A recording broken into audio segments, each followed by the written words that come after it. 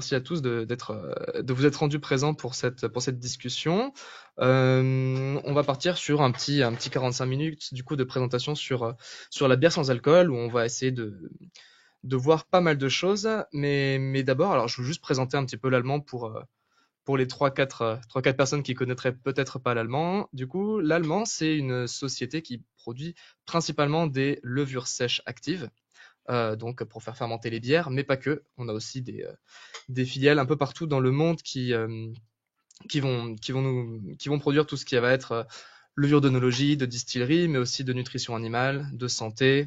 Euh, voilà, voilà. Et vous connaissez peut-être aussi quelques-uns de nos autres produits qu'on a sortis sous des marques différentes, qui sont les auxiliaires technologiques AB Vickers. Donc, on va retrouver tout ce qui est enzymatique, process aids, un peu global. Euh, et les produits de Siebel Institute, une université à Chicago qui est une des plus anciennes écoles de brassage aux États-Unis, dont on distribue en France tout ce qui va être kit d'analyse sensorielle. Donc voilà, si vous avez des questions sur ces produits-là, il ne faut surtout pas hésiter à nous demander. On y reviendra à la fin de la présentation. Tac. Oupsie. Du coup, donc voilà, je voulais vous présenter un petit peu le sommaire de ce qu'on va voir aujourd'hui. Donc principalement les différentes méthodes de fabrication qui existent aujourd'hui pour brasser une bière sans alcool. Ensuite, on focalisera un petit peu plus sur l'approche fermentaire et l'utilisation des levures sans alcool, principalement la Lona, qui est notre produit phare dont on va parler aujourd'hui. Ensuite, on va aborder quelques petits points clés sur la fermentation, des petits conseils, des tips qu'on va avoir d'autres brasseurs, et ensuite une présentation des essais qu'on a fait en fait à grande échelle avec une dizaine de brasseries un peu partout dans le monde qui ont bien voulu essayer cette levure de sans alcool avant tout le monde. Donc, déjà, on va reprendre un petit peu les bases sur ce que c'est que la bière sans alcool. Donc, chaque pays a un peu sa propre législation et sa propre façon de voir le sans alcool. Nous, ici, on va parler du coup de ce que ça peut être en France. Alors, s'il y a des brasseurs qui viennent d'autres pays, je vous conseille de vous référer à votre propre législation. Je sais qu'en France, on est un petit peu particulier parce qu'on considère comme sans alcool des bières qui sont en dessous de 1,2% d'alcool. Là où dans d'autres pays d'Europe, c'est vraiment quelque chose qui est inférieur à 0,5% d'alcool. En France, on va parler du coup de no alcool, donc de NAB Lab. La partie Lab, ça va être tout ce qui est entre 1,2 et 2,5 degrés d'alcool. Et là, encore une fois, vous avez peut-être retrouvé ces termes sous micro IPA, nano IPA, micro bière, etc., etc. Et pour produire ces bières-là, il existe vraiment plein de façons différentes d'y arriver. Donc, dans un premier temps, ce qui est utilisé aujourd'hui par la plupart des brasseries industrielles, ça va vraiment être comment dire, la contrainte physique qui va être appliquée au produit pour retirer l'alcool de la bière. Donc, on va faire en général des bières assez normales avec un degré d'alcool relativement bas. Puis, on va y appliquer différents processus pour retirer l'alcool. Je laisserai des partenaires, si jamais, des partenaires B2B qui sont vachement plus informés que moi sur les méthodes physiques. Mais voilà, on parle d'évaporation sous vide, qui va permettre en fait, sous une pression négative, faire des ébullitions réduites pour enlever l'alcool, des évaporateurs sous vide. Et ensuite, voilà, on peut retrouver aussi tout ce qui est processus sur membrane. Donc, il va y avoir des dialyses, des osmoses inverses qui vont avoir pour effet voilà, vraiment de séparer l'alcool de la bière pour avoir des produits, des bières qui sont vraiment en dessous des 0,5 et proches du 0,0. Ensuite, l'approche que nous, on va principalement aborder aujourd'hui, c'est vraiment l'approche biologique. Donc, on ne va pas rechercher à enlever l'éthanol, on va chercher à en produire le moins possible. Donc on va restreindre une fermentation pour éviter d'avoir une fermentation alcoolique sans pour autant en ayant pardon tout autant une fermentation active qui va permettre d'avoir une bière qui a le goût de bière. Donc là pour avoir ce genre de produit, on va déjà commencer par faire un empâtage alternatif. Ce que j'entends par là, c'est un empâtage avec des températures très différentes. On y reviendra un petit peu plus tard sur vraiment la spécificité de chaque chose, mais voilà, c'est une des premières clés, c'est de produire le moins de sucre possible. Il y a certaines brasseries qui ont tenté aussi de faire des fermentations interrompues, c'est-à-dire on fait une bière normale, puis arrivé à 0,5 degrés d'alcool, hop, on stoppe la fermentation, on passe en garde à froid et on pasteurise tout ça, voilà, avec des résultats différents qu'on peut retrouver. Moi, ce que je vais vous présenter particulièrement aujourd'hui, c'est l'utilisation d'une levure un peu spéciale, qui est la dernière levure qu'on a sortie, la levure Lona, qui est vraiment spécialisée pour les bières sans alcool. Et ensuite, des tests de fermentation continue. Là, aujourd'hui, on n'a pas beaucoup de retours là-dessus. C'est quelque chose qui est encore en train de se travailler, parce que c'est une grosse question du moment, la production de bières sans alcool. Euh, toutes ces méthodes, elles ont forcément des limitations. Aujourd'hui, typiquement sur la partie un petit peu retirer l'alcool, donc la partie physique de ces processus-là, le problème c'est qu'on va avoir des équipements qui sont très coûteux. Donc encore une fois, mes collègues de Bitovier vous parleront un peu mieux des prix qui peuvent sûrement être optimisés pour ce genre de machine. Mais voilà, ça demande quand même d'avoir un process qui est bien établi, qui va devoir régler aux petits oignons. C'est faisable, mais c'est énergivore et chronophage. Généralement, quand on retire l'alcool, on a aussi une fâcheuse tendance à retirer tout ce qui va être molécules aromatiques qui vont en fait s'évaporer avec l'alcool. Donc on peut avoir une vraie différence de goût entre un produit alcoolisé et un produit non alcoolisé. Et surtout, avec ces processus-là, on va être vraiment très coûteux en énergie. Ce qui aujourd'hui, pour la plupart des brasseurs, est un point relativement important. Les méthodes de production de bière sans alcool par voie biologique, elles ont aussi des défauts, hein. On va pas se le cacher. Dans tous les cas, c'est un produit qui est complexe à faire. Pour un empâtage alternatif, on est obligé d'empâter à plus haute température. Donc dès qu'on dit haute température, ben, ça veut dire forcément une plus grosse consommation d'énergie. Pardon, excuse-moi. Je vois que ma voix coupe un petit peu. Si jamais vous êtes plusieurs à entendre ça, n'hésitez surtout pas à me le dire. Ok, nickel, parfait. Désolé pour la personne qui a, qui a une voix qui saccade. Euh, Donc ouais, donc je disais que l'empâtage aux températures, ça peut avoir un effet un peu complexe sur les maîtrises de nos coûts énergétiques. Mais quand on parle de fermentation interrompue, donc c'est-à-dire qu'on va vraiment mettre une contrainte thermique à la levure, donc la refroidir, ça va engendrer évidemment des coûts aussi de refroidissement des gardes à froid qui vont être un petit peu longues. Ça demande un suivi vraiment méticuleux, d'avoir souvent des densimètres en ligne pour vérifier que la densité descend pas trop bas, qu'on atteint bien le taux d'alcool que l'on veut. Euh, donc souvent, soit on automatise, soit on reste à la brasserie le week-end, ce qui n'est pas forcément ce que tous les brasseurs souhaitent aujourd'hui. Euh, Interrompre la fermentation, ça peut être aussi très irrégulier, pas forcément sur les molécules aromatiques majeures, mais sur tous les faux goûts qu'on peut y retrouver. On discutera après un peu plus tard des faux goûts qu'on retrouve dans la bière. Et principalement, en fait, ce goût de mou. Il y a certaines petites molécules qu'on va essayer de reconsommer pendant la fermentation qui sont comment dire, qui sont présentes dans le mou et qu'on doit retirer d'une façon ou d'une autre. Évidemment, si on ne suit pas toutes ces méthodes et si on a un process qui n'est pas extrêmement fiable, on a des risques de suratténuation, donc un taux d'alcool qui est trop élevé déjà en fermenteur. Mais pire que ça, il peut aussi avoir des risques de refermentation, de suratténuation dans la bouteille, ce qui mène à des bouteilles explosives, des dangers pour le client final. L'utilisation de levure spéciale, ça va demander de trouver une souche qui ne va pas consommer les sucres qui sont présents dans son milieu, pour en fait produire le moins d'alcool possible. Euh, Aujourd'hui, en tout cas avant de sortir la Lona, la plupart des souches qu'on trouvait sur le marché, c'était des souches qui venaient de l'œnologie, qui n'étaient pas issues des levures de brasserie, donc il y avait des goûts qui pouvaient vachement changer par rapport à ce qu'on a l'habitude de boire dans de la bière. Donc c'est des souches qui sont pas Saccharomyces. On en trouvait certaines aussi qui étaient des Saccharomyces, mais POF négatifs, donc c'est-à-dire production de polyphénol, donc on va avoir un côté un peu épicé, le côté clou de girofle que l'on retrouve dans certaines bières. Ça peut être gênant quand on veut faire une IPA, par exemple.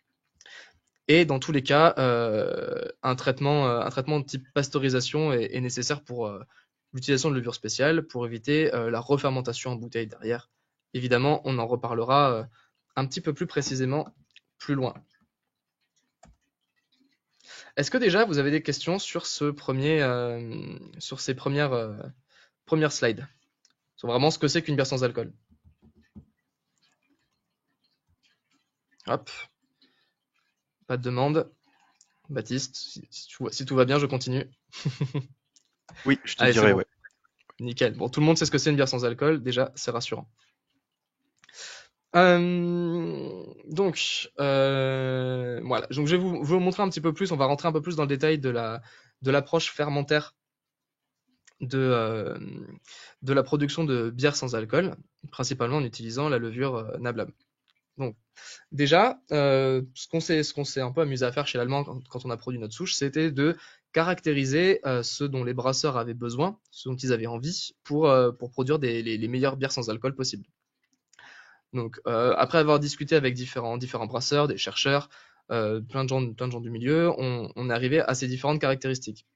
Dans un premier temps, une solution qui ne demande pas d'équipement de désalcoolisation, parce que c'est un investissement majeur dans la brasserie. Et, et comment dire, rentrer dans une brasserie craft, une brasserie artisanale, un équipement coûteux, ça peut être un frein pour pas mal d'entre vous. On souhaite avoir une souche avec un profil extrêmement neutre pour brasser un maximum de styles différents, qui peut aller de la pale ale à la lager pour faire ensuite une IPA, un stout, bref, vraiment de tout. Donc le profil neutre, voilà, ça va avec ce côté PEF négatif, qui est assez compliqué à mettre en place, mais qui permet voilà, la vraie versabilité de la souche. Une bière, une souche qui va vraiment produire une bière qui a le goût de bière et pas le goût de mou.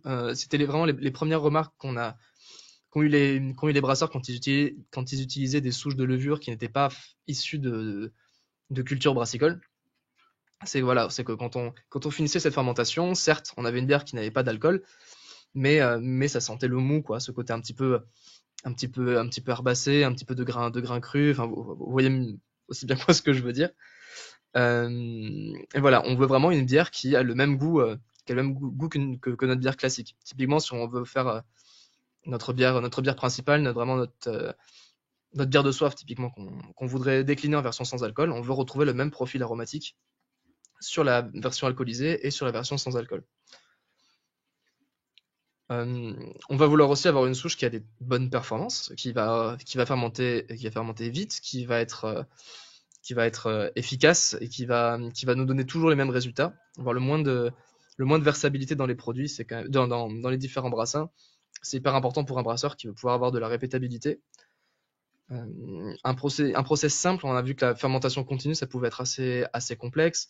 Il y avait d'autres personnes qui ont étudié l'oxygénation continue du mou pour réprimer la production d'alcool, mais voilà, c'est des processus qui sont assez compliqués, qui demandent un savoir-faire complètement différent.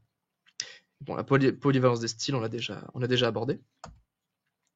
Et c'est pour ça que l'allemand, après quelques années de recherche, a réussi à sortir une nouvelle souche hybride, cette fois spécialisée dans le sans-alcool. Donc je dis une levure hybride, je vous expliquerai un petit peu après ce que c'est et comment est-ce qu'on fait une levure hybride, mais ça veut surtout dire qu'elle n'est pas OGM et qu'elle peut être commercialisée partout en Europe et pas uniquement au Brésil et aux États-Unis. Pardon.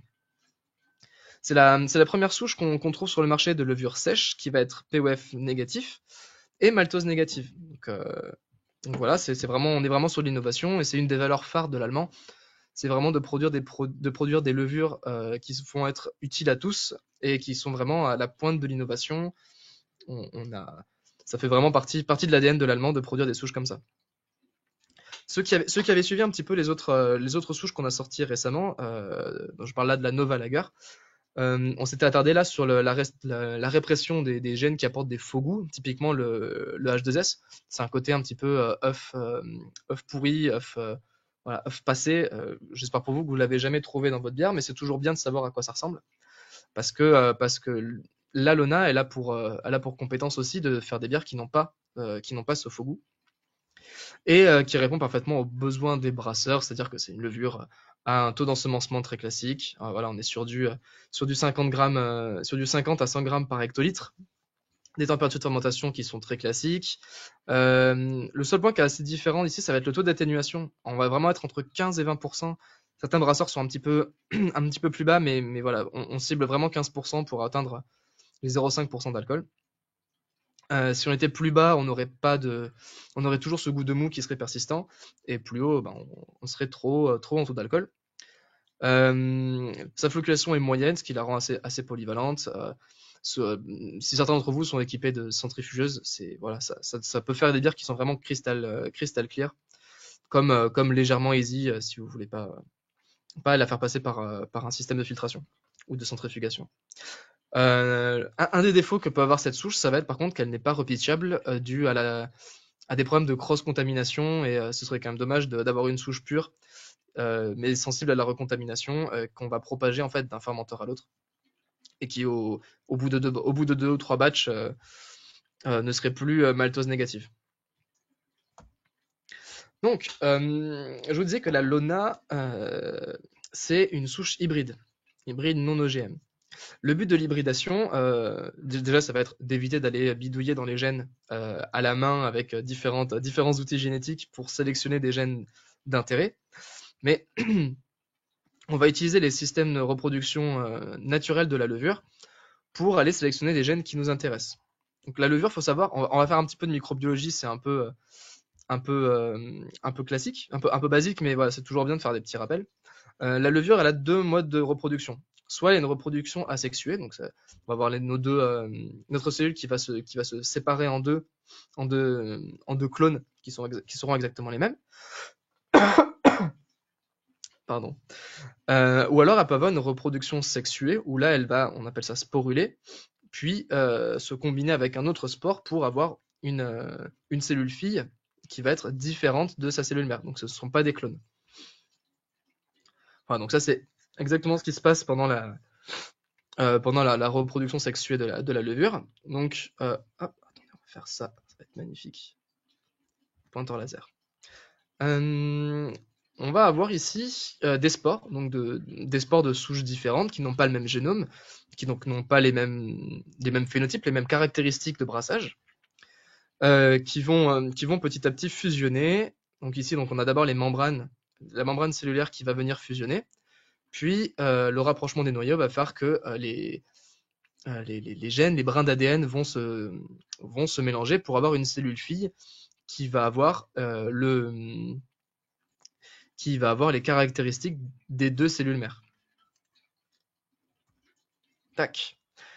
Donc, maintenant qu'on a vu ça, on va regarder un petit peu ce que ça donne sur l'exemple type de la Lona.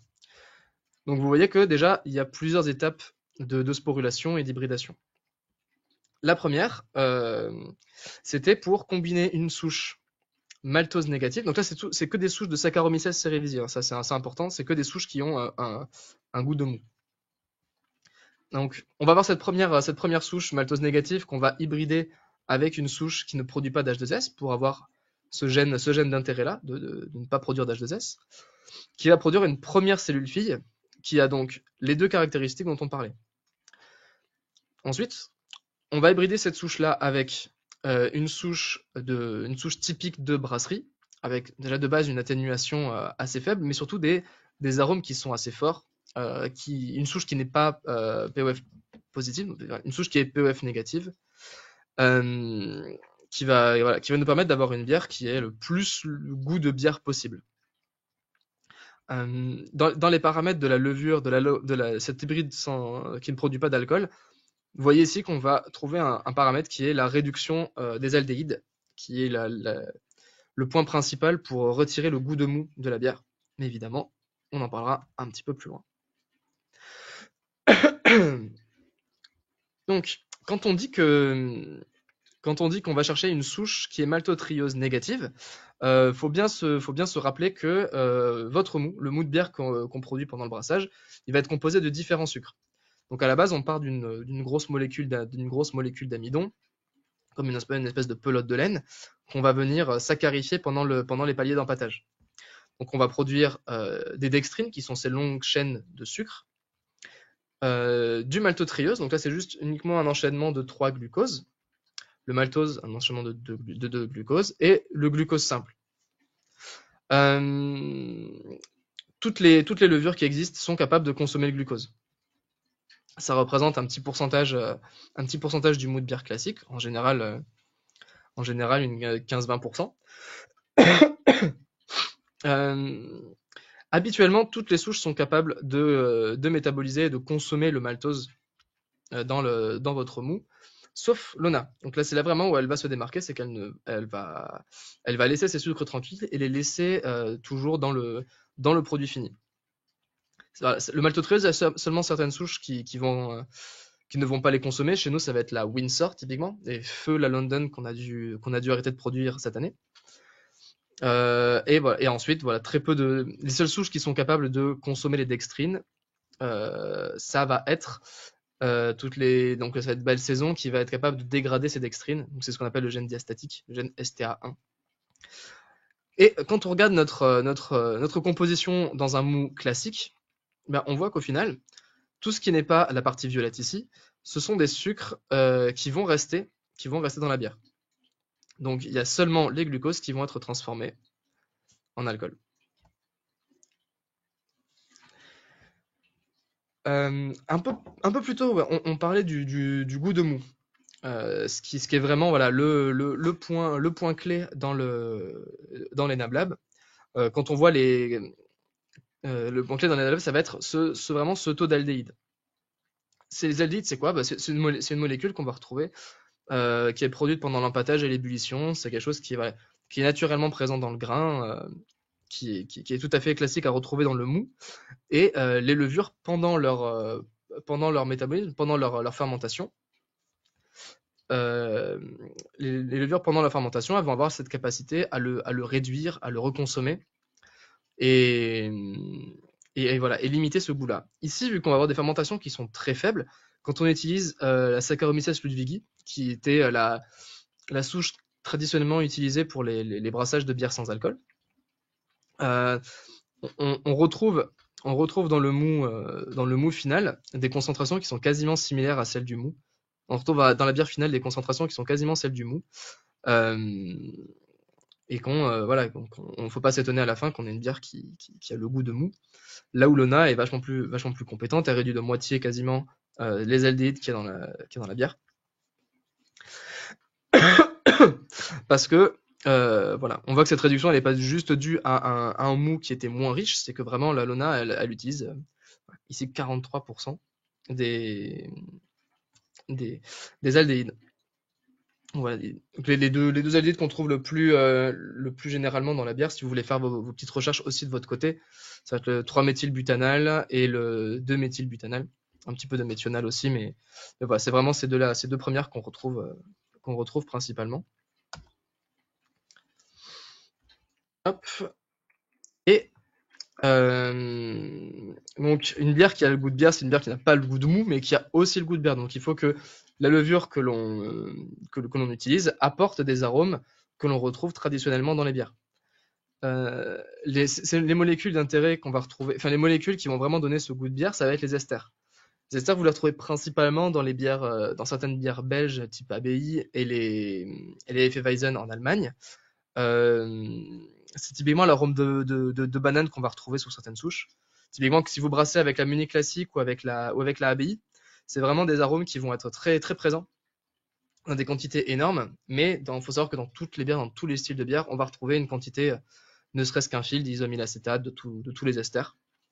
Donc c'est vraiment une molécule qui est très importante. C'est ça qui va vous apporter le goût de bière à votre bière. Donc encore une fois, en comparaison avec des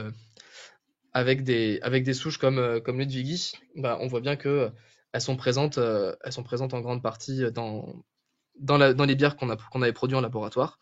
Donc ici, on avait un taux à peu près de 2 ppm d'ester quand on brasse sur sur une Hefeweizen, on va plutôt être autour des 40 à 50 ppm. C'est vraiment c'est 10 à 20 fois supérieur. Donc les esters en global, l'isoamylacétate, vraiment cette molécule goût banane qu'on retrouve généralement C'est vraiment le meilleur exemple d'ester qu'on peut retrouver. Et ensuite, hop, on va passer au conseil de brassage. Alors, est-ce que certains d'entre vous dans le chat avaient des questions sur la Lona? J'ai vu quelques trucs passer sur les caractéristiques de la souche, je crois. Tic, tic, tic, tic. Je sais pas si elles ont été répondues en live ou s'il y en a d'autres qui arrivent.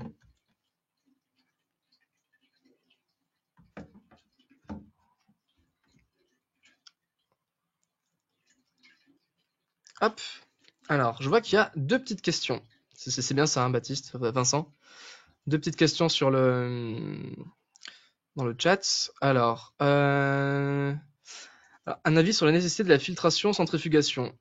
Alors, c'est jamais vraiment une nécessité de filtrer ou de centrifuger votre bière. La pasteurisation, normalement, si on a une haze qui est stable, la pasteurisation ne va pas l'affecter.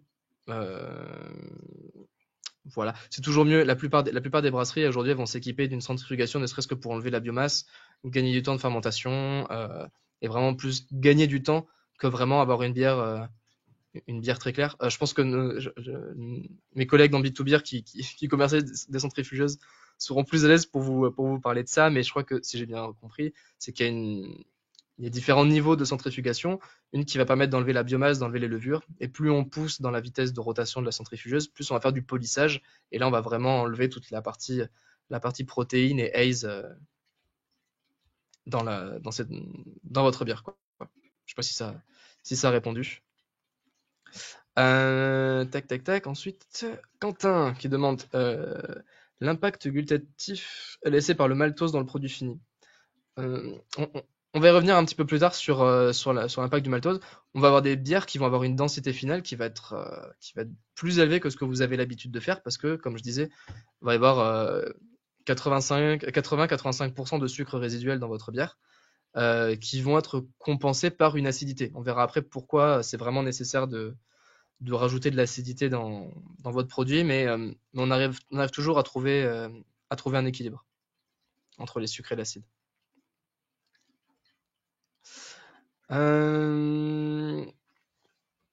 Tac, tac, tac, tac, tac. Ensuite, deux questions sur l'empâtage. Je reviendrai après avec quelques petits exemples de température d'empâtage sur ce qui ont vraiment été faits par les brasseurs qui ont fait les tests. Alors, en général, c'est de l'empâtage en infusion avec 1 à 2 paliers, principalement un palier autour des 70-72 degrés, plus après un mash out pour inactiver les enzymes. Et c'est ce qui est fait généralement. Hop. Alors, oula, mais en fait, j'ai raté plein de questions. Baptiste, est-ce qu'il y avait des questions qui ressortaient? Pardon de te demander ça. Ouais, je suis en train de regarder en même temps que toi là. Nickel. Je pense que tu vas en parler sur les prochaines slides là, surtout par rapport au monomash, les températures Ouais. justement d'empâtage. Euh, Il y a juste une question aussi sur la flocculation de la levure. Tac, tac, tac, peux-tu rappeler le niveau de floculation de la levure? Alors, c'est une floculation qui est moyenne, vu qu'on va pas faire généralement des gardes extrêmement longues avec la Lona, on va pas avoir une bière type lager juste en garde à froid, quoi. Ça va pas être une Diamond ou ce genre de produit. On a toujours une légère haze qui va rester, mais qui encore une fois est enlevée très facilement avec la filtration. L'empâtage, ouais, l'empâtage est un peu particulier. On va y venir sur ça. L'empâtage avec le gène killer. Les levures avec le gène killer. Je sais pas, je crois pas qu'on ait recherché ce gène dans cette souche-là. Mais ça peut être une bonne question à approfondir. Une question sur l'atténuation. Niveau d'oxygénation. En général, quand vous utilisez des levures sèches, c'est pas forcément recommandé d'oxygéner puisque la souche a déjà tout ce qu'il lui faut pour se propager. Et Et voilà. Bon. Bon, voilà. Si vous avez d'autres questions, on reviendra un petit peu plus tard dessus. On les garde de côté et on va essayer d'avancer un petit peu. Hop. Allez, le chat, à tout à l'heure. Et on continue avec les petits conseils. Donc voilà, donc ça c'est vraiment quand on va faire un empâtage, comme c'est une levure euh, comme c'est une levure qui va consommer uniquement le glucose, si on veut une bière qui est peu alcoolisée, on va avoir tendance à vouloir l'empêcher de produire des sucres simples. Je vais pas revenir sur les deux enzymes parce que je pense que tout le monde les connaît ici. Plus on empâte bas en température, plus on va avoir des sucres simples et plus on empâte haut, plus on va activer une autre enzyme qui elle laisse des sucres un peu plus complexes, plus de dextrine, de maltotriose. Donc le but le but de l'empâtage quand on va faire une bière sans alcool, ça va être de monter un petit peu ses températures pour euh, pour activer uniquement cette enzyme qui va produire des sucres complexes. Donc là, on parle de température entre 60, faut dire entre 70 et 74, sachant que si on monte encore plus haut, on peut commencer à dégrader autour des 80 degrés. On peut commencer à dégrader l'amidon naturellement juste par la température, faire exploser les grains d'amidon. Mais c'est très déconseillé parce que ça va le rendre un petit peu gluant et ça va complètement anéantir ses capacités de filtration et on va se retrouver juste avec une filtration qui ne marche pas et avec des rendements complètement nazes. Donc, cibler une température autour des 72 degrés, je pense que c'est vraiment le meilleur conseil que je pourrais donner à un brasseur qui veut faire ses premiers essais, en tout cas, sur des bières sans alcool.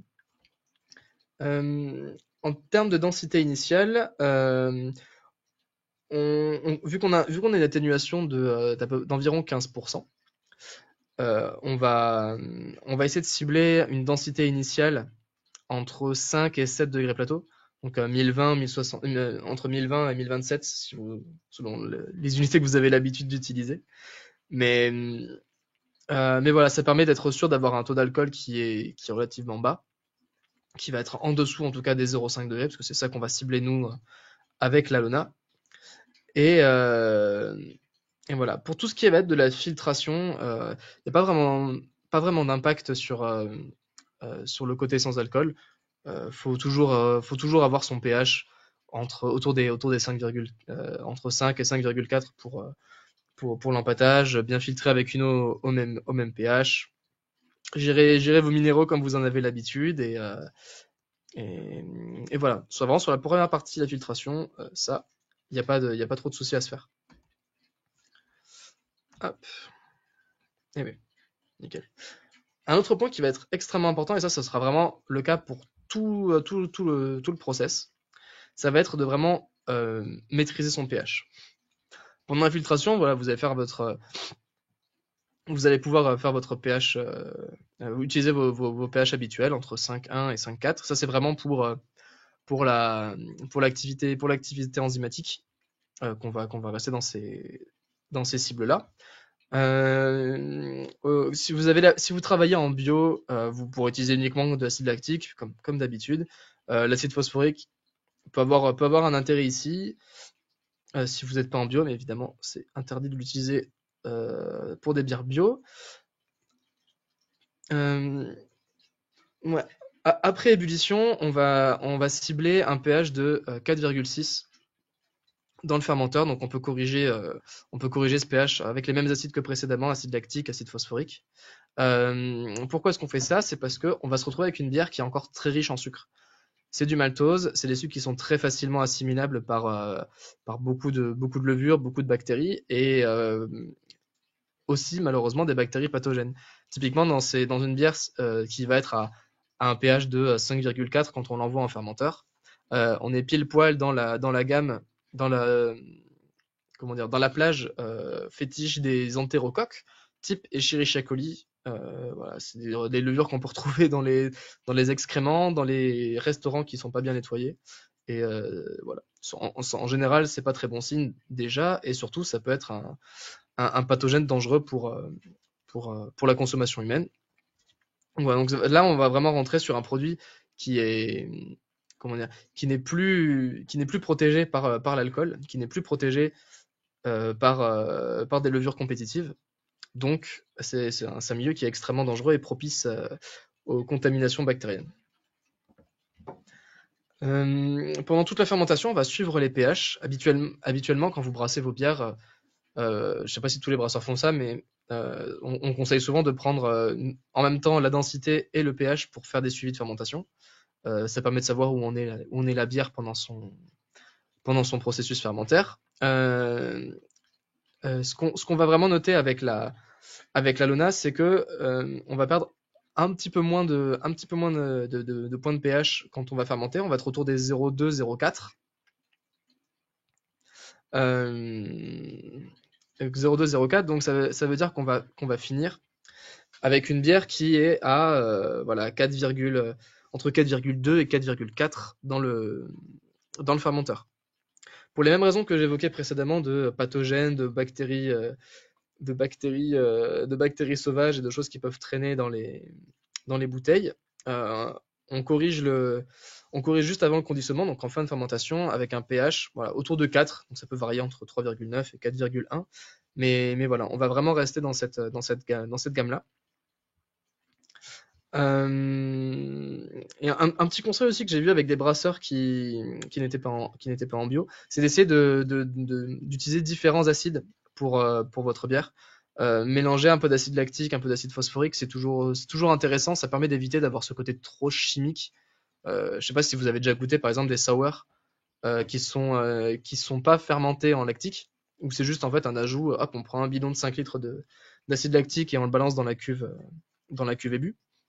Bah, c'est un côté vraiment très chimique, très artificiel, et complexifié un peu avec des acides différents, ça permet d'éviter ces problèmes-là. Euh, le taux d'aldéhyde que vous allez avoir dans vos bières, il va aussi être impacté par deux facteurs principaux, qui sont le taux d'ensemencement que vous allez utiliser et la densité initiale de votre brassin. Donc là, on va voir ça très rapidement, hein. Mais on remarque sur ce graphique-là que quand on utilise, plus on va pitcher notre brassin avec de la levure, Lona, plus on va avoir d'aldéhyde présent dans la bière. En fait, ce qui va se passer, c'est que quand on sous-pitch notre levure par rapport à la quantité normale qu'on mettrait dans un mou, on va la mettre en situation de stress et elle va consommer d'autres précurseurs que le sucre de base pour sa propre survie, quoi. Donc elle va reconsommer, elle va aller taper dans les aldéhydes qui vont lui permettre un peu de survivre. Et nous, ça nous arrange bien parce qu'on se retrouve avec des bières qui n'ont plus ce goût de mou. Donc voilà, si vous utilisez l'ONA pour un de vos brassins, moi je vous conseille vraiment de cibler entre 0,3 et 0,5 si on va avoir une fermentation qui est bien active, bien efficace. 0,25, on va avoir des fermentations qui sont un peu plus lentes et c'est un peu plus dur de savoir exactement quand, euh, quand, ça, quand, arrêter, quand arrêter et quand mettre à froid. Sur la deuxième partie dont on parlait, qui sont les densités initiales dans votre brassin, euh, on voit bien aussi que quand on se met à 8 plateaux, quand on fait un brassin avec 8 plateaux, on a vraiment un euh, ouais, des aldéhydes qui sont assez importants. Donc ouais, ce qu'on conseille vraiment, c'est de faire des mous un peu plus bas, donc autour des 6 degrés plateau, c'est vraiment, pour nous, de ce qu'on a vu avec les brasseurs, c'est un optimum qui est une bonne cible quoi, pour brasser. Hop. Alors, le corps de la bière. Ça, c'est un autre cliché qu'on va retrouver sur les bières sans alcool, c'est que la bière va être un peu légère, un peu aqueuse, avec voilà un goût pas très plaisant et surtout très peu de corps, très peu de longueur en bouche. Bah, souvent, c'est ce qui se passe quand on a des densités initiales qui sont trop faibles. Si on fait une bière à 0,5 d'alcool avec une levure traditionnelle, on doit vraiment avoir des densités initiales très basses pour pas dépasser ces 0,5 degrés d'alcool. Et c'est ça qui va apporter des corps un peu faibles, ce qui fait que comment dire, euh, qu'il n'y a pas de corps en fait pour supporter pour supporter la base aromatique de tout le reste. Donc si on n'a pas de corps, en général, la bière se casse casse un peu la gueule. Pour ça, on a utilisé on conseille aux brasseurs d'utiliser un produit qui nous est tout droit tiré de l'œnologie. C'est le Yes Way qu'on a sorti sous la marque AB Vickers, qui est tout simplement en fait un autolysat de levure, donc c'est des levures sèches inactives. Qui vont être enrichis en protéines. Donc on va avoir une charge protéique extrêmement forte en ajoutant ce produit-là, ce qui va permettre en fait d'augmenter le corps, d'augmenter l'impression de densité de la bière, sans pour autant apporter des sucres. Donc pour des fermentations où on essaie de limiter cet apport en sucre, c'est vraiment hyper important. Donc on va réussir à avoir un produit qui est un peu plus charnu et qui va avoir une longueur en bouche plus importante. Un petit côté umami de la levure qu'on retrouve assez régulièrement, qui va voilà, nous permettre de booster un petit peu les qualités aromatiques de la bière. Bon, là, on en parle dans le cadre des bières sans alcool, mais si jamais vous utilisez ce produit-là dans d'autres styles de bière, ça peut être hyper intéressant. On a fait des tests sur des NEIPA et ça augmente encore une fois la qualité de la bière. Sur des gros Imperial Stout aussi, ça donne un peu plus de rondeur, ça complexifie la chose. C'est vraiment très intéressant. On pourra en parler plus tard si vous avez d'autres questions là-dessus. Hop. Alors, voilà. Malheureusement, ça c'est comment dire, un des problèmes majeurs qu'on va avoir pour les bières sans alcool, c'est que on a un produit fini en bouteille conditionnée qui n'est pas extrêmement stable. Parce que même si on a mis un pH qui est plus bas, il y a certaines levures de brasserie, des levures sauvages, qui vont quand même se faire plaisir dans un milieu aussi nutritif. Habituellement, quand on va prendre une bière classique, une pale ale, votre bière de soif, celle que vous vendez habituellement, vous allez avoir un milieu qui est vraiment stable, quoi. Il y a pas beaucoup de nutriments, il y a plus de sucre.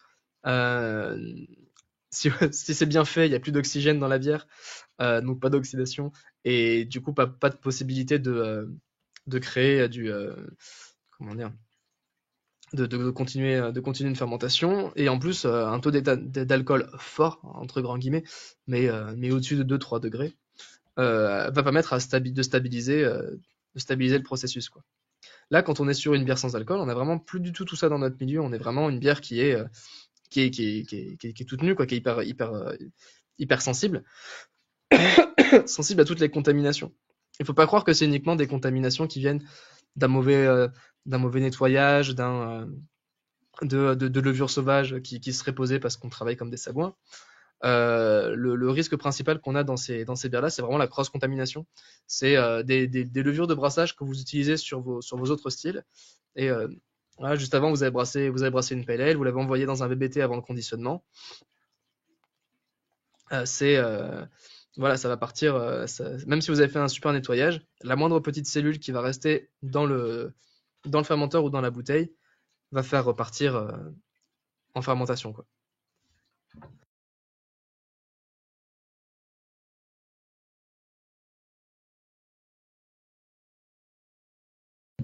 Excusez-moi. Petite quinte de tout. Et évidemment, comme on n'a pas l'effet protecteur de l'éthanol, tout ça, ça repart extrêmement vite. Donc, on va avoir besoin de pasteuriser malheureusement le produit. Encore une fois, on a beaucoup travaillé avec les brasseurs qui ont travaillé avec nous pour voir un peu qu'est-ce que eux faisaient sur leur traitement de bière, et comment est-ce qu'on pouvait accompagner les nouveaux brasseurs qui voudraient se lancer dans le sans alcool, pour les accompagner dans une stabilisation du produit au plus proche de ce qu'ils ont l'habitude de faire. De tout ce qu'on a remarqué, le plus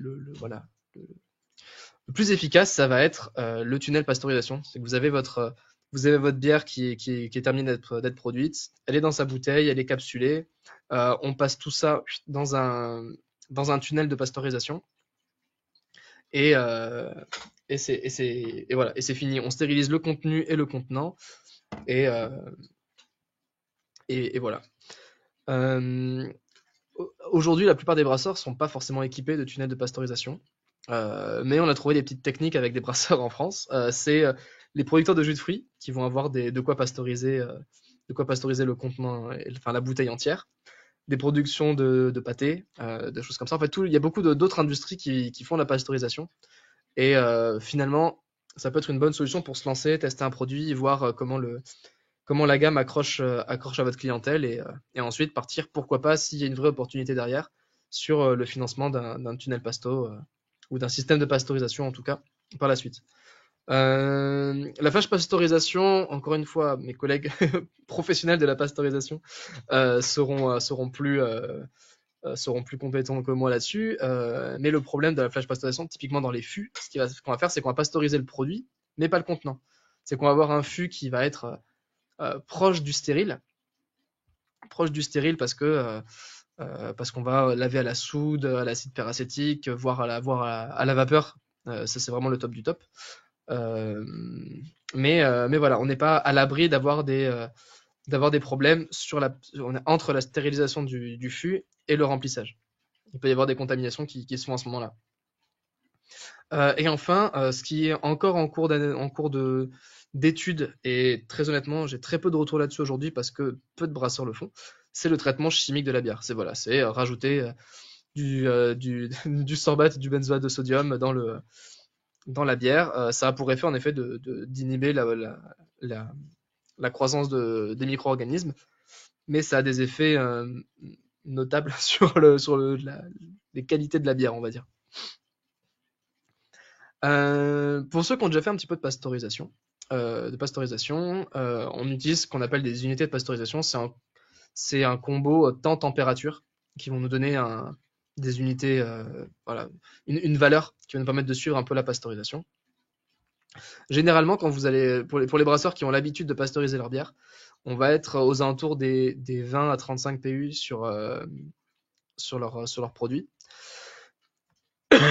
Ça suffit largement pour une bière traditionnelle. Ça enlève l'activité des Saccharomyces de brassage classique. Mais dès qu'on parle de bière à faible taux d'alcool, bah là, on est obligé d'augmenter un petit peu ces unités. On parle voilà, entre 40 et 60.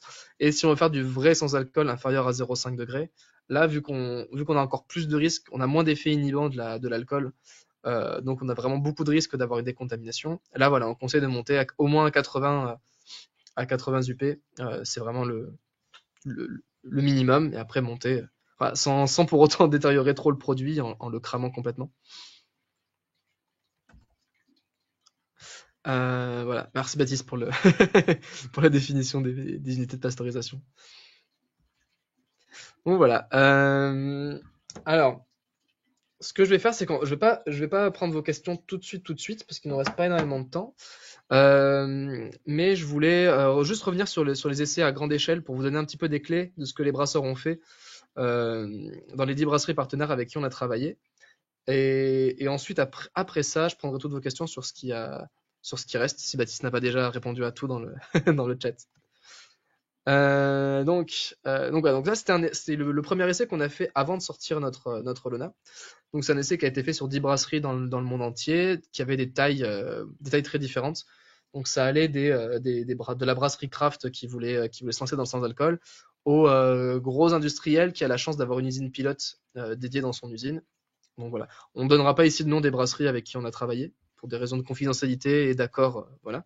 Mais sachez que c'est quelque chose qu'on fait, nous, à chaque fois qu'on sort un nouveau produit, on contacte voilà, une vingtaine de brasseries dans le monde entier pour faire des essais. Voilà, on aura l'occasion d'en rediscuter peut-être à l'occasion d'une visite de brasserie.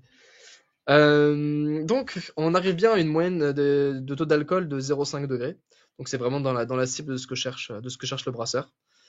Certains sont arrivés un petit peu au-dessus, mais malheureusement, voilà, c'est un produit qui est très, très différent de ce qu'on a l'habitude de faire et on a besoin souvent de plusieurs essais, de plusieurs tests avant d'arriver sur une recette qui nous convient. Sur le temps de fermentation, comme on a dit tout à l'heure, on est entre 2 et 3 jours, plutôt tiré vers 2 jours. On a une analyse sensorielle qui est vraiment clean, qui est vraiment ce que recherchent les brasseurs. Et pour ça, on a brassé différents styles de bière. Donc ça va de l'IPA au stout, en passant par la pale ale, un petit peu de lager. Voilà. On aura l'occasion d'en rediscuter. Ouais, donc là, on reprend un petit peu ce que je disais tout à l'heure. En impression générale, on est vraiment très bon. Les résultats sont extrêmement concluants avec ces brasseurs. Une atténuation apparente de 13,2%, ça me paraît un petit peu bas par rapport à ce qu'on faisait en laboratoire. Ah, encore une fois, c'est une moyenne sur 10 brasseries, donc il suffit qu'il y en ait une qui est une atténuation qui était très faible pour faire baisser la moyenne. Mais voilà, en général, il faut vraiment cibler entre 15 et 20. Euh, si on regarde un petit peu les arômes que ça va apporter, on va être légèrement sur le côté un peu fruité, le côté tropical ou pêche abricot, mais on est principalement sur quelque chose de très neutre. Le malt ressort vraiment très bien. Et surtout, on va éviter le côté banane, herbacé, résineux. Ça, c'est vraiment pas quelque chose qui était recherché avec cette souche, donc voilà, vous savez un peu à quoi vous en tenir pour vos brassins. Euh, sur ces essais-là, vous voyez que les pH sont un petit peu plus hauts que ce qu'on conseillait nous. Donc ça finit bien à 4,6 fermenteur. Tous les brasseurs n'ont pas fait la correction ensuite pour passer de 4,5 à 4. Et ça, c'est un petit peu problématique. On a vu ça avec eux, mais c'est vraiment quelque chose qu'on recommande nous chez l'Allemand. Donc, pour reprendre un petit peu les paliers d'empattage, vous voyez, on disait tout à l'heure entre 70 et 72. Certains sont montés jusqu'à 74, mais la grande majorité était bien dans cette fourchette-là. Pour ce qui était des densités, les brasseurs ont fait un petit peu de tout en fonction de ce qu'ils voulaient atteindre. Je vois qu'il y en a même qui sont montés au-dessus de 10, de 10 degrés plateau pour tester justement un peu la production, la reconsommation d'aldéhyde lorsqu'on fait des brassins à haute densité. Mais voilà, on se trouve généralement entre 8 et 5, avec, selon moi, un gros optimum autour des 6 degrés plateau. Si vous avez une densité à tester pour les premiers essais, je partirais plutôt là-dessus. Euh, un mash, généralement, là je vois qu'il y en a fait, il y en a qui ont fait des mashs assez courts, en dessous de 30 minutes. Moi je recommande vraiment de faire un empattage pendant 60 minutes, mais si vous voulez être certain, vous avez juste à faire un petit test à l'iode. Vous achetez une petite fiole d'iode, vous mettez une goutte dans un petit peu de mou, et si ça devient noir, c'est qu'il faut continuer le mash. C'est que vous n'avez pas encore transformé tout votre amidon. Hop, on va accélérer un petit peu là-dessus. Le taux d'atténuation, voilà, on est bien entre 15, on est bien autour des 15%. Il y a que certains ont eu un petit peu moins. Ça dépend vraiment de l'empâtage que vous avez fait. En effet, si on monte un peu trop sur les températures d'empâtage, ben, on a moins de sucre fermenté cible et du coup un peu moins d'activité sur ce thème-là. Le taux d'alcool ciblé était vraiment pile sur la target. Donc voilà, on finit entre 0,5 et 1 pour la grande majorité.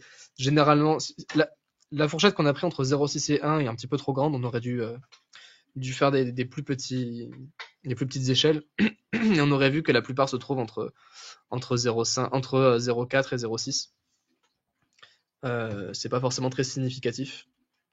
Mais voilà, donc les brasseurs de cet essai-là ont été vraiment très satisfaits du taux d'alcool qui en ressortait. Pareil en termes de goût en termes de goût et de faux goût. Bon, là, on va parler des goûts, mais voilà, on est sur quelque chose de très léger, principalement neutre, des légères notes de fruits tropicaux. Mais, euh, mais voilà, on est sur quelque chose de très neutre. En termes de faux goût, on en parlait au tout début, hein, du H2S, des profils qu'on peut avoir. Tout ce qui est diacétyl végétal, on réussit vraiment à bien l'éliminer. On va toujours avoir un petit peu ce côté maltais, ce côté un peu de grain qui va rester. Mais, euh, mais voilà, c'est le seul petit défaut qui est beaucoup plus significatif sur les bières les plus légères. Si on fait un stout, on aura moins tout ça. Hop. Et avant de passer un petit peu à des exemples, plutôt que de vous présenter ça sous forme de slide, je pense que ça peut être sympa de regarder un peu avec vous ce que vous aviez en tête comme produit. Parce qu'on a, voilà, comme je vous disais, on a fait des tests sur un peu tous les styles, Pale Ale, Lazy IPA, ou ce genre de choses. Et je vais regarder un petit peu les commentaires. Tac, tac, tac. Hop.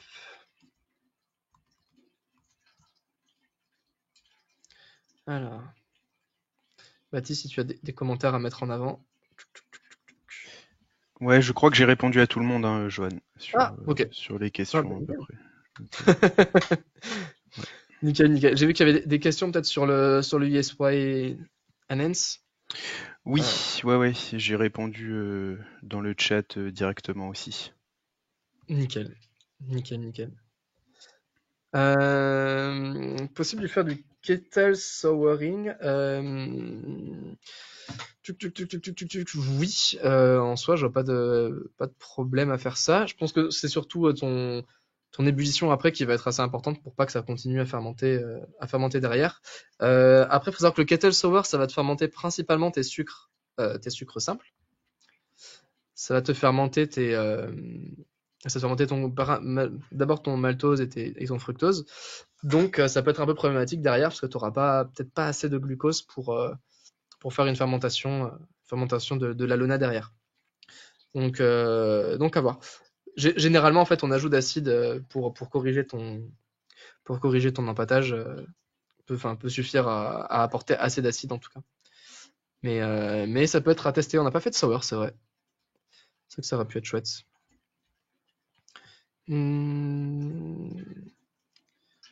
Tac, tac, tac. Je vois que David avait posé une question sur les unités de pasteurisation.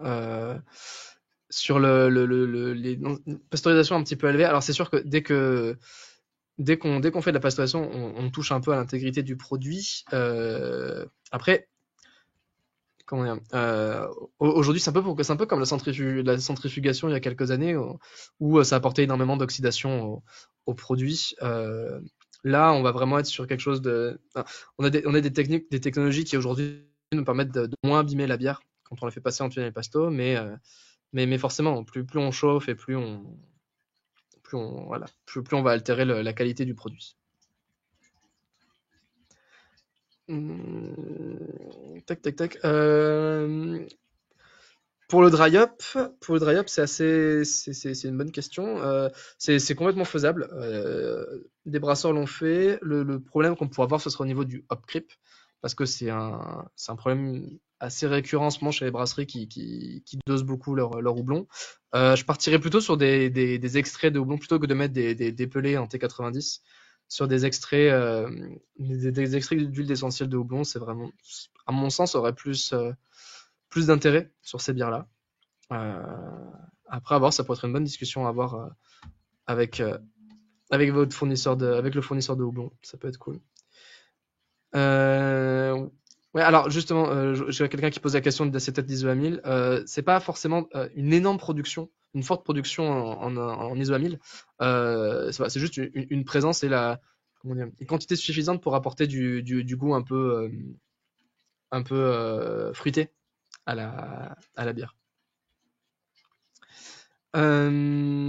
Acide citrique ou ascorbique. Tuc. Normalement, il n'y a pas de souci. Il faudrait juste voir en termes de pasteurisation si ça a un effet.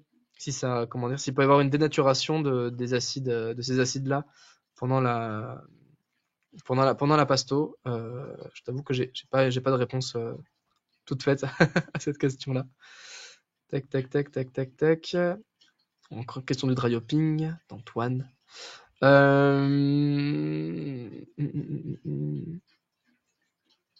Ouais. Bah justement, je vois que Marie dit que c'est impossible pour elle de faire la pasteurisation, mais vraiment, je pense que ça peut être une bonne technique de se rapprocher d'un producteur de jus près de la brasserie.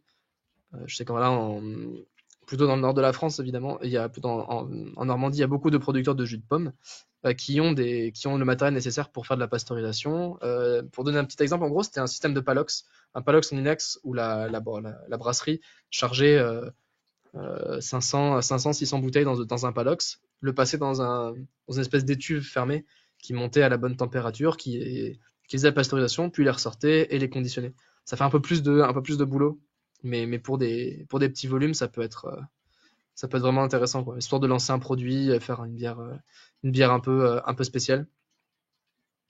Donc voilà.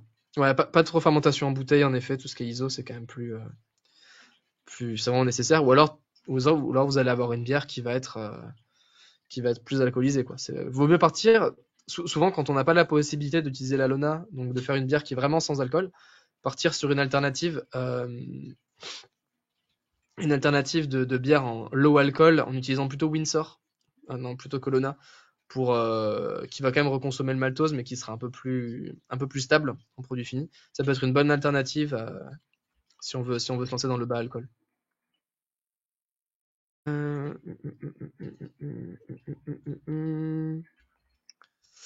Euh, une bière aux fruits, c'est faisable. Il faut juste penser que quand on rajoute des fruits, on rajoute du glucose. Donc, c'est top, c'est top. Ou alors, il faut rajouter les fruits juste avant, enfin, après la fermentation et vraiment faire une grosse pasteurisation dessus pour éviter que ça reparte en fermentation. Mais ouais, ouais, généralement, vu que la bière va être assez sucrée, un petit peu sucrée et acide, les fruits, c'est vraiment quelque chose qui marche bien avec ce style de bière. Tac, tac, tac. On en est où en termes de timing? Est-ce que j'ai le temps encore de répondre à des questions? Il reste encore un petit peu de temps. Tac, tac, tac, tac, tac. Alors, tout ce qui est vraiment technique sur la, la pasteurisation, je vous conseille plutôt de vous rapprocher d'une personne, on va dire, des gens qui font partie du milieu de la pasteurisation. Ils ont plus de bonnes réponses que moi. Je voudrais pas dire trop de bêtises. Non, la Lonale est pas forcément faite pour faire de la biotransformation, généralement, parce qu'en plus de ça, bon, pour l'étiole, c'est pas le cas, mais pour la bêta-glucosidase, on va libérer un sucre, un glucose, en le séparant de sa chaîne aromatique. Et là, c'est exactement ce qu'on cherche à éviter. Parce que le sucre dispo va le rendre, va monter le taux d'alcool. Tac, tac, tac. Et une petite dernière. Voilà.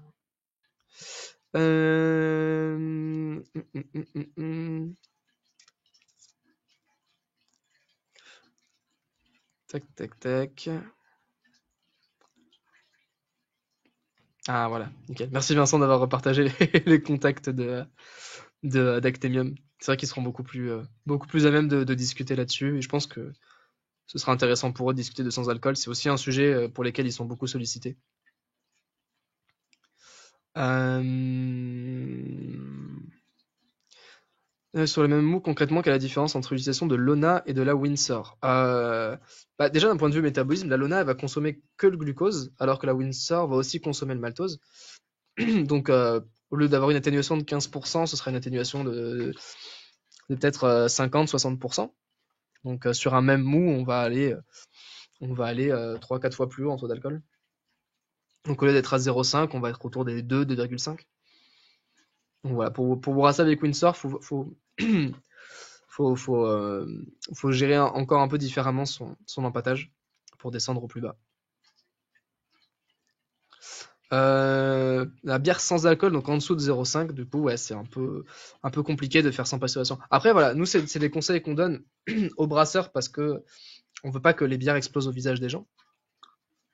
Mais c'est en aucun cas une contrainte pour les brasseries. Ici, si vous avez un respect continu de la chaîne du froid, ça limite aussi les risques. Donc voilà, nous, c'est que des conseils qu'on peut apporter. On va pas vous empêcher de produire une bière avec la Luna. Justement, avec la Windsor, si on fait un appâtage de 10 minutes, on peut s'en sortir. Faut surtout éviter qu'il y ait de l'amidon qui reste dans la bière d'un point de vue organoleptique, c'est pas forcément ce qu'on recherche.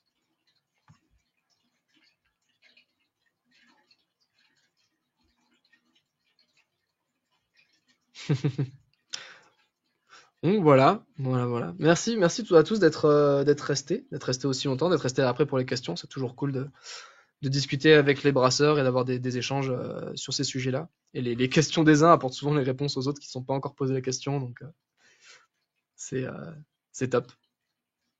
Donc voilà. Merci beaucoup, merci à tous. Vincent, je sais pas si tu veux conclure quelque chose ou quoi que ce soit. Je sais pas combien de Eh gens restent. bien non, mais c'est peut-être les dernières minutes pour poser vos questions. Donc si vous en avez encore, on a encore quelques minutes. Mais Ah, sinon, tu as dit beaucoup de choses et donc vous recevrez un courriel avec les contacts de Johan et de Baptiste. N'hésitez pas à les contacter en direct hein, pour leur poser des questions. Et puis on va vous laisser à vos activités respectives parce que je sais que par exemple certains sortaient de CIP et doivent y retourner. Euh, donc voilà. Mais en tout cas, merci beaucoup Johan. Et puis merci à tous les participants et on se retrouve très vite pour d'autres webinaires.